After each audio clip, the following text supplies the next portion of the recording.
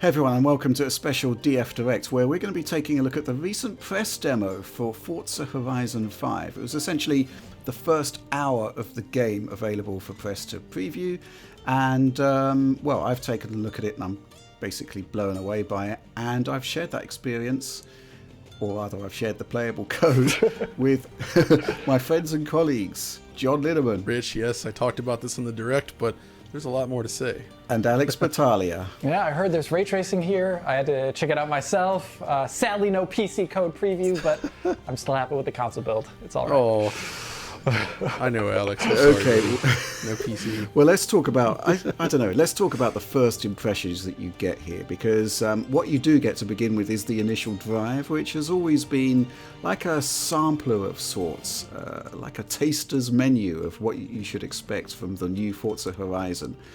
This time around, pretty phenomenal. John, do you want to go first here? Yeah, so I did mention this on the Direct, but I think not everybody has seen that. But the idea here is, you know, they start by showcasing various biomes, if you will, throughout the game world that you'll encounter during normal play. In this case, you have like a volcano, there's a jungle, there's a desert. But the way they do it is that they have this wonderful ramp up where they sort of, they always introduce the player to the world in such a cinematic way. These 4 races are sort of stitched together with little interstitial cutscenes. And it basically has you swapping between vehicles and transitioning seamlessly between the different environments, and the way they set it up, the combination of the music, the camera work, and the environments themselves is just, it's really impressive. And it's something that they've always done really well. It's like the art of the introduction. And it's one of the best I think we've seen yet, because the environments that they're showcasing here, I think, are just exceptionally beautiful. Starting right away with the volcano, which has sort of a height and sense of scale that we've never really seen before in the series. You have this immensity as you come barreling down the side of the volcano before eventually it like ramps off and you're going to the next set. And I think that stuff makes a tremendous first impression. And it really gets you jazzed to keep playing the game, because fundamentally the game looks great, and there's a lot of improvements here, huh? Yeah, the density side of things, you get that hit immediately with the volcano, just the sheer amount of rocks and debris that are sort of flying past you. And it's it's just packed, right? And I'm still kind of curious as to how they're going to make this work on Xbox One, because it's just so rich. And then you do have the hit from that kind of vista shot, just the sense of scale that you get there. A couple of the jumps that you do in that section, also they kind of pitch the camera to basically show you this full-on environment that's just packed full of detail. This is really impressive stuff, and yeah, I'm kind of blown away by it. Plus that sandstorm part, I love that when you drive into there's a huge wall of the sandstorm looming down on you and you drive straight into it. It's beautiful. Yeah. So volumetrics have clearly been ramped up on that. I mean, we saw that in the initial reveal where we had the volumetrics in the jungle. I think what's quite interesting there is that, I mean, this is a pretty standard technique now, the kind of voxelized fog. But in a lot of cases, you kind of get that blocky artifact feel to it, and it seems to be much reduced here. Yeah. Whether that's just down to brute force on Series X and things will change on the other platforms, I guess it remains to be seen. But we'll talk about the other platforms in a moment, because we have had the chance to access Series S as well. But Alex, your thoughts on this initial drive-by, as it were? I did actually restart the game because it started off in quality mode, and I really love 60 FPS, so I wanted to try that out, so I restarted it and played it in the 60 FPS mode. And the first thing I noticed, like in the drop, that was really awesome, that I think the previous Forza Horizon games have not done as well as this, is it's not volumetrics, but they're shading their particles a lot better this time around. There's 2 things, like in the caldera of the volcano itself, there's a massive like steam or smoke cloud or something like that. It's being bisected by a shadow. You don't see like the shadow map artifacts running through it or something like that. It just looks like really well shadowed particles. And I always notice those things because it just looks good. And it makes them look even more 3D than they would otherwise look. And I don't think that's been done really well in previous Horizon games. And another thing I noticed as a part of that too is most of the caldera itself is actually out of the light of the sun until you bank around the corner and jump off, and you get that like really beautiful blue of the sky blending in, and you can also see that on the particles as well. And it seems like their GI system this time around is just so much better. I have no idea why or what's going to be happening. That's something we'll probably find out a bit more when we have the full package in our hands there and get some more information. But those are the two things that I immediately noticed, and then it carries out through the rest of the demo. Like the jungle environment was probably my favorite because I just kept thinking about how I would love to stop the car, get out, you know, just walk around. I mean, that's not exactly what you do in the game. The jungle environment is so stupidly dense, and you're driving through it at like, you know, like 200 kph. It's like crazy. So those are the things I noticed immediately. It was just the improvements to the general shading model in the game, as well as the density, really well shown off in that really awesome looking jungle environment. Yeah, the indirect lighting from the sky is especially nice on snow. Shadowed regions in the snow are a beautiful place to showcase this, I think, and it looks really, really good there. But then just at the bottom of the volcano, before you get to that next area, it's just the terrain density, I think, that we've mentioned before, where in prior Forza games, you always get the feeling that you were looking at sort of this generated terrain model, which is not a bad thing, and I'm sure that's still underlying here, but it didn't have this like granularity that you would expect. But I feel like this one finally fully ramps that up in a way that makes it look much more like rocky terrain rather than just sort of like a undulating surface. It feels a lot more natural. And the thing about that though is I'll be very curious to see how well this sort of stuff scales on the last gen machines, particularly on, like, say, Xbox One, the original, right? Because obviously I assume that they've put a lot of attention into that version as well. So we'll find out soon enough. Yeah, that's the big mystery, right? How is all of this going to scale down to Xbox One? And to be fair, I mean, that was a question we raised pretty much sort of during E3 time. And we did actually get a response from Mike Brown, the creative director, who was basically saying, invested in a number of scalable technologies, dynamic resolution scaling, interesting, variable draw distances, and robust levels of detail system, which is kind of, well, in a sense, there's new stuff there, because I don't think we've seen DRS in a Forza game before. I might be wrong on that. I don't think so. I don't think so. But we have seen stuff like, well, scalable technologies, as Mike Brown says there, but in terms of shifting settings on the fly and keeping that pristine resolution, but basically scaling back other elements of the scene, which I found quite fascinating back in the day.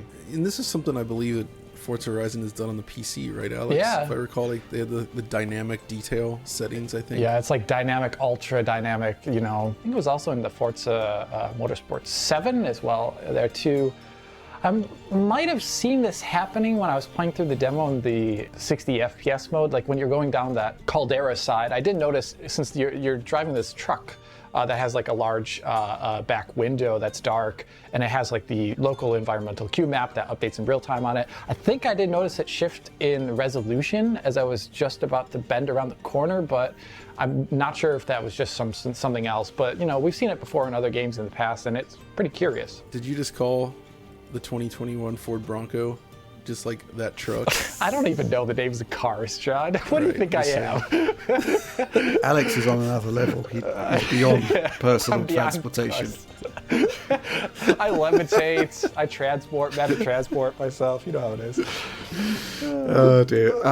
You've pointed out some of the differences there between quality and performance mode. I think we should actually focus on that a bit, because using that intro drive, we can actually match up quality and performance modes on Series X, and a bit later on we can do that with Series S. So obviously we have on the quality mode 30 frames per second, performance mode 60 frames per second, but I don't know if this is a first, but we've got a console game here with quality and performance modes that are both targeting native 4K, right? Which is pretty immense. But at the same time, there are some pretty fundamental differences between them, but the differences seem to scale according to the complexity of the environment in terms of what Playground there called scalable technologies. But first of all, I think we kind of need to talk about the 30 FPS mode, because I don't really know what to say here except to say that it's absolutely stunning, and the fluidity that they're getting from 30 FPS, they seem to have cracked it. John, what do you reckon? Well, first of all, I do think Forza Horizon has always done pretty well at 30 FPS. Sure, yeah. But a lot of the secret comes down to the motion blur quality. And one of the big changes they seem to have made here, at least, is that they're using the longer motion blur shutter speed option, which was something you could enable on PC, but I believe the prior games did not use this. Yeah. And I actually think that's a huge deal. Just by turning that on, it sort of blurs together the frames in a way that makes it look more coherent as it scrolls by at a high speed, just leading to a smoother looking experience all around. The way they dial in their very specific FOV and camera placements, I think, combined with that, it really works well in a way that looks great. And beyond all of this, though, I mean, something Forza's always sort of pushed is like the controller latency, keeping the controller latency as low as possible.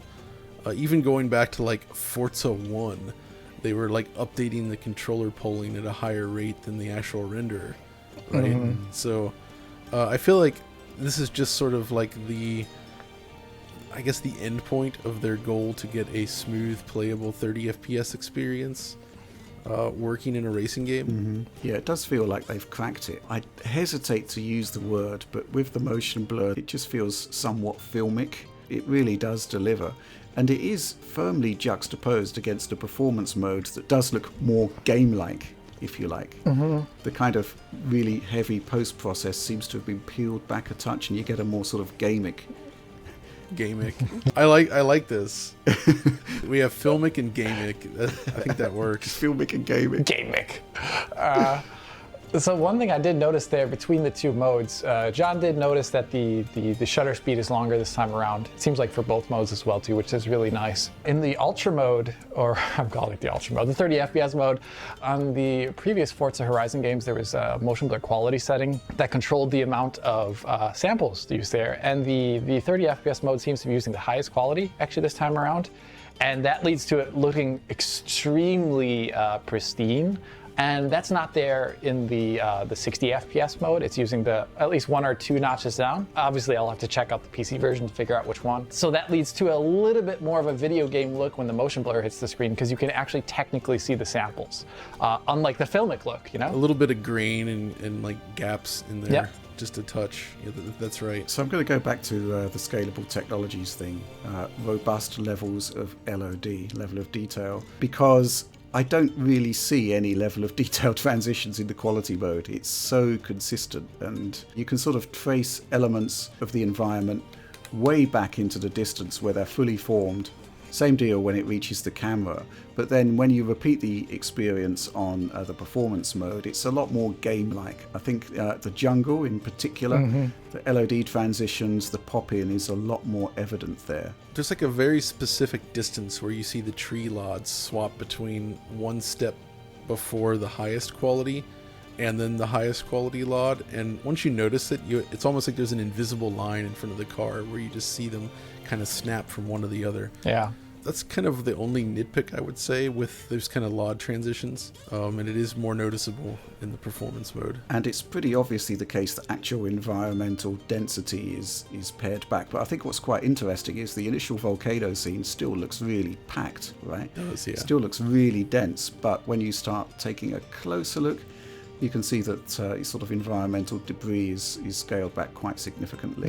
Yeah, I think overall it's a really interesting choice that gamers have got here, because obviously I think the 60 frames per second mode feels better to play because you've got lower input latency, but the fact is that the 30 FPS mode just looks so phenomenal, so consistent, that it's actually going to be a really interesting choice to see what gamers choose between those two modes. One of the bugbears we've had with Horizon games is that to change graphical settings, you have to restart the game. Yeah. And I actually think this has a weird beneficial effect in terms of making the 30 FPS mode seem more acceptable. Because if you play, like, say, Control, like Ultimate Edition, right, you can swap between 30 and 60 at any time by enabling the ray tracing. And when you switch to 30, it's very jarring, I think. But you get used to it. I think in this case, if you could switch it instantly, I think it would actually feel a lot worse. And when you see it side by side, you kind of feel it as well. But by making the player restart the entire game each time, it gives enough of a space between the two modes that you don't get that contrast. And it just ends up feeling kind of fine, right? It's a weird side effect. I see what you're saying there, because yes, in the press demo we had, it was on two fronts really. First of all, restarting the game is required to switch between the two modes, and secondly, also there's no save positions in the press demo. You actually have to restart the entire game from scratch. So yeah, it is a sort of big reset button there. Other than that though, the parity between the two modes is quite remarkable, I thought. I thought they did a really impressive job there. It sort of speaks to the scalability of the systems in there. And I am wondering to what extent there's actually a lot more happening on the quality mode that we're not seeing, because essentially you're traveling at, 200 kph minimum for most of the time. So I think photo mode in the final game is going to be something that we're going to have to investigate, because I suspect there's a lot of, we've actually seen it in the initial E3 demos and whatnot, where they did linger on the detail a little more. And it just does look absolutely phenomenal. Let's talk about Xbox Series S, which I don't think you guys sampled, right? Nope. I haven't seen it, no. Okay. Well, the key difference is that it's native 4K on Series X, as you would hope. Native 1080p on Series S, so no pretensions that it's going to be targeting 1440p or whatever, straight down to 1080p, which I think pays off, because when you look at the game, well, first of all, it's 1080p with 4x MSAA. That's pretty good. Which is pretty decent for image quality, and obviously Series X 4x MSAA at 4K as well, so it's pretty awesome image quality wise all around, which is kind of like a signature of the Forza series, really. Those pristine edges, it's all about that. The thing about that though is I think MSAA is really good for rendering cars and like building geometry, but when you start to have a lot of foliage around, they've done a decent job sort of smoothing it out in its own ways. I remember in Forza Horizon 4, even at native 4K, you could really feel the lack of any sort of like temporal component in the anti-aliasing that led to noticeable shimmering on transparent edges. So it looked very, very clean in some ways, but not quite as clean as I would have liked in others. And I haven't played enough Forza Horizon 5 to really analyze what they've done yet with that stuff, but that is the one weird caveat to using MSAA, I think. Yeah, it became more noticeable in the jungle environment, particularly in the 60 FPS mode. I noticed it pretty well. Also in the initial drop, when you can control the car dropping into the horizon, you can actually see shader aliasing on the hood of the car. And that's the one thing I noticed, that like in the moment I was like, I'm watching a rendering and MSAA, not like really, baby. yeah, as the MSAA can't do anything about that really. So that was one thing I thought about. Yeah. Going back to Series S, it really is a mirror image of Series X. Obviously, when we break out photo mode and take a closer look, we might see some differences, but the density is there. The sheer consistency in level of detail that we saw on Series X also seems to be there.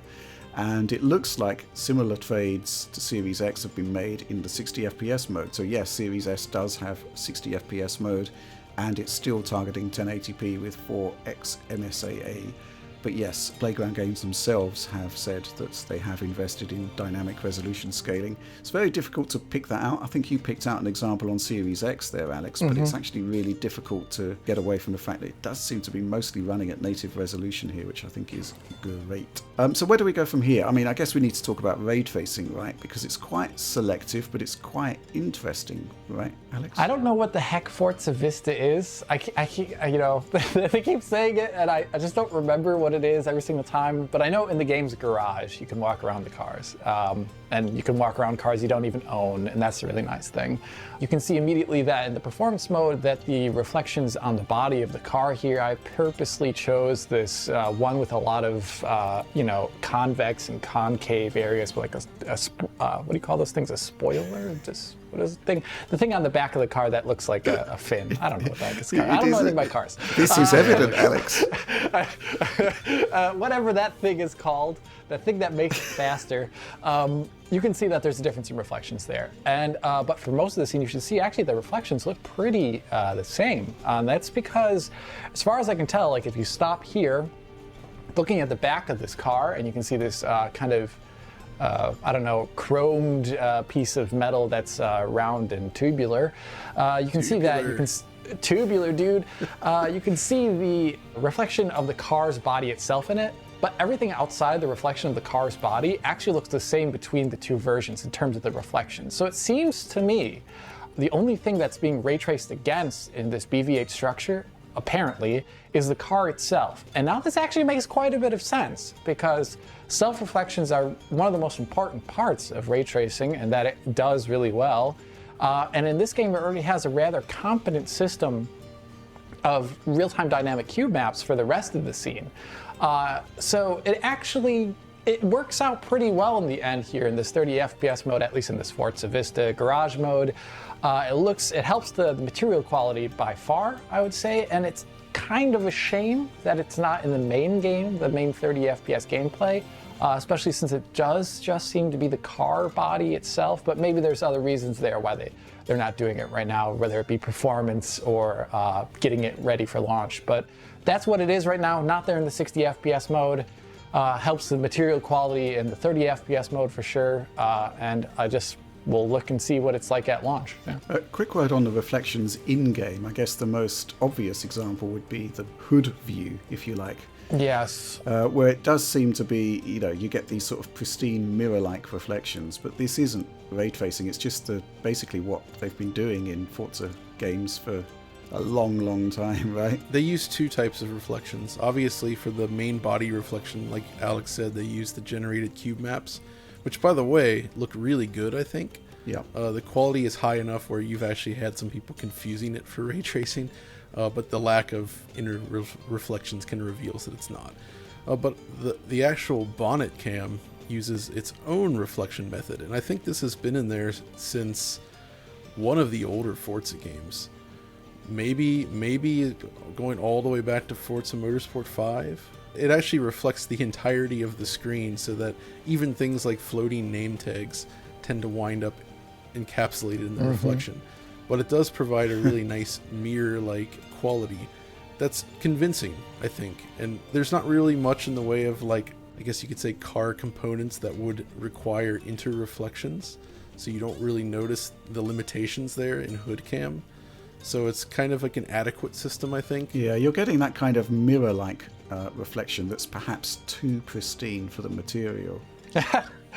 Yeah, that's something you'll notice too in this footage here. So, like, flipping back and forth on this car again, it has these struts on the outside edge that are like a dulled metal. They don't have ray trace reflections on them because they're like, I'm pretty sure the reason why they would do that is because really dull reflections are really expensive usually. Yeah, so they like cut them off. So it seems like even in the ray tracing mode that they have in this 30 FPS garage here, it has its own limitations as well too. So like technically there could be ways they could scale this up, but we'll have to see if the PC version does anything. We'll have to see what happens in time with this game. Yeah, PC scalability I think is going to be fascinating just generally, because when you see what they're doing on Series X and how everything is just so pristine, where do you go from there is the question. I mean, it's already at 4K. And yeah, it's going to be really interesting to see where they go there. I just want to sort of move on quickly to performance. And this is kind of, well, how can I say it? In theory, it's a non-event, right? Because your 30 FPS mode, whether you're playing on Series X or Series S, runs locked at 30 frames per second with totally consistent frame pacing the way it should be, right? 60 frames per second, absolutely locked.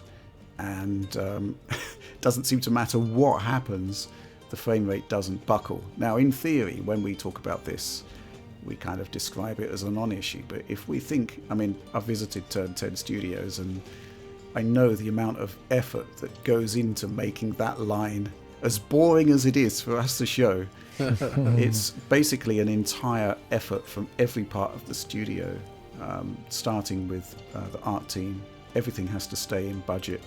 Then they have to factor in all of those different scenarios, the weather, how many cars might be on screen.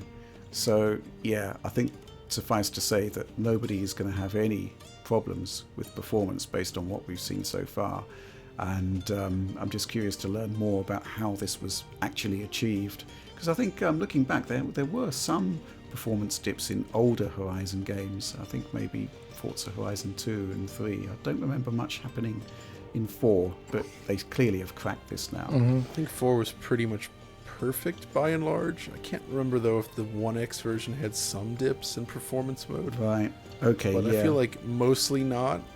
But I do remember Forza Horizon 3. I think it was possible. Yeah, definitely in 2. I remember that on Xbox One.